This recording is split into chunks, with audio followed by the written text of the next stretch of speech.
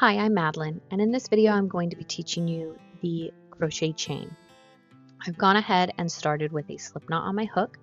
I'm using a 5mm hook with a number 4 weight yarn. Now my yarn actually recommends a 6mm hook.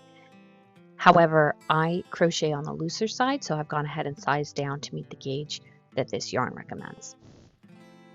So when we're looking at this here that is not connected to anything, this is the tail end of your yarn.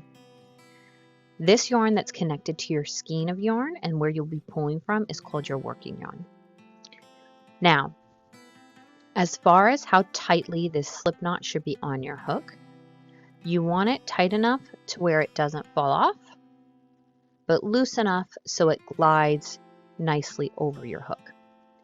If this were too tight, you can almost see and hear how tight that is as it's dragging across your hook. And then on the other side, if it's too loose, it's able to just fall off. So you want to make sure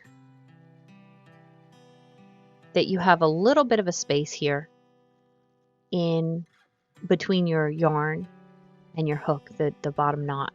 So there's a little bit of space, but it's on there. It's moving around quite nicely, and it's not going to fall off. How I like to hold my yarn is I take my working yarn, I drape it over my hand, and I wrap it around my index finger 2 times. The reason I like to do this is because it allows me a nice amount of space to work on, because this is kind of my working space right here. And I can also control the tension. I can control the tension by hooking my finger around it. I can control the tension here. I have 2 spots of contact where I have contact between my index finger and my middle finger where I can control the contact. And if I want to crochet something a little bit looser, what I just like to do is I will then only wrap it around once. So I only have 1 point of contact there then, and it'll be a little bit looser. So this is the way that I have found the most comfortable. And again, I'm just taking my working yarn. So here's my tail over here. Taking my working yarn, wrapping it around my index finger 2 times. And then this is my working yarn where it's going to be, where I'm going to actually be pulling from. It's coming up this way.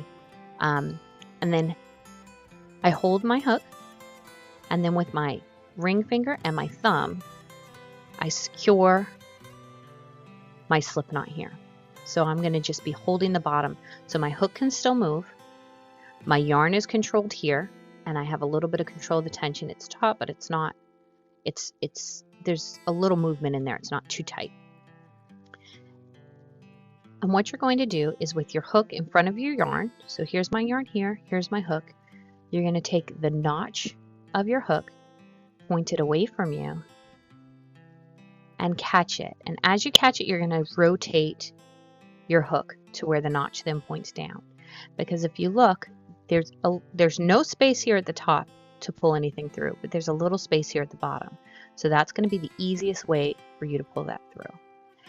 And this is a very kind of unnatural and at first uncomfortable position to place your hand. So it definitely does take practice and getting used to. And the reason I teach this method to have your yarn behind you and then catch your yarn and turn is because if I just catch my yarn and I stop here and I'm trying to pull it through, my hook is then going to catch the loop that's currently on my hook. That's why if I rotate it all the way down to where the notch is facing downward, it glides through much easier. So again, hook in front of the yarn, notch facing away from you, hook your yarn, and pull it through. And as you start to build your chain, you're going to move your thumb and your ring finger up.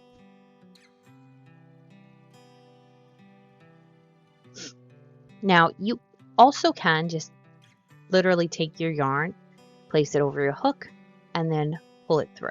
So take my yarn, place it over, and then kind of grab the whole thing and pull it through. I know a lot of people that do it that way. However, what I notice is that the tension tends to be a little bit different. You don't get as consistent tension throughout. But if that's the way that you're most comfortable doing it, then that's the way that you should do it, because ultimately your crochet projects are going to turn out the best when you're comfortable. Now, I actually for years used to crochet very tightly, where I would almost have this grip on my yarn to where when I was pulling it through, I was just really struggling to get it through, and I had this very tight chain here, and you can even see the difference compared to my first part to this part here. It started to hurt my hands. I was using way too much pressure, and then that's when I really started to figure out the difference in sizing down on my hooks, the difference in the choosing the yarn that I wanted to use as for different projects, to be able to crochet in a place that was most comfortable for me, which is right here.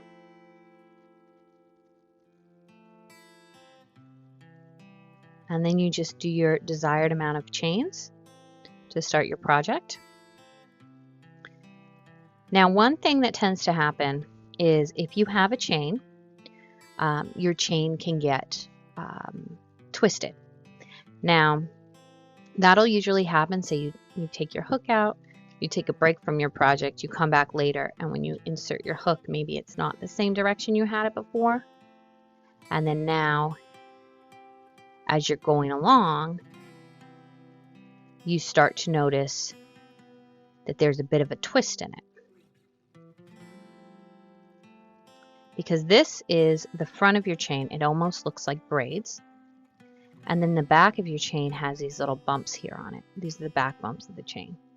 So if for some reason you got a twist in it, now all of a sudden you have your front and then this twist right here, and then it goes to your back. The only way to undo that is to undo that.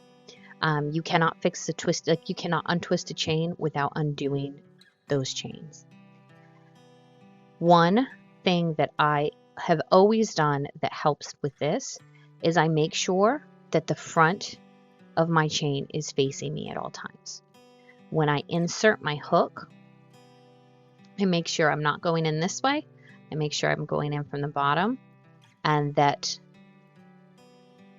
my yarn is kind of on the top part. So this is what's connected to my chain that's making these other chains here, and that's the bottom part of the yarn, and then the top part of the yarn right here is what's connected to my working yarn, so that when I go back, I have my chain facing me, and I know that my yarn and my hook are my hook's inserted in the right position, and my yarn is facing the right way, so that I can come back and have a chain without any twists in it.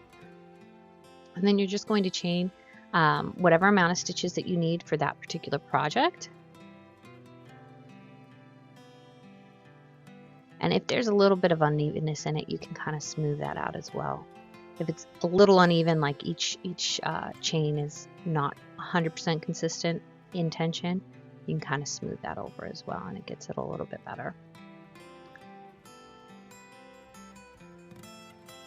And then once you're finished with your chain, the desired amount of chains that you need, then you can go ahead and start the first row of your project.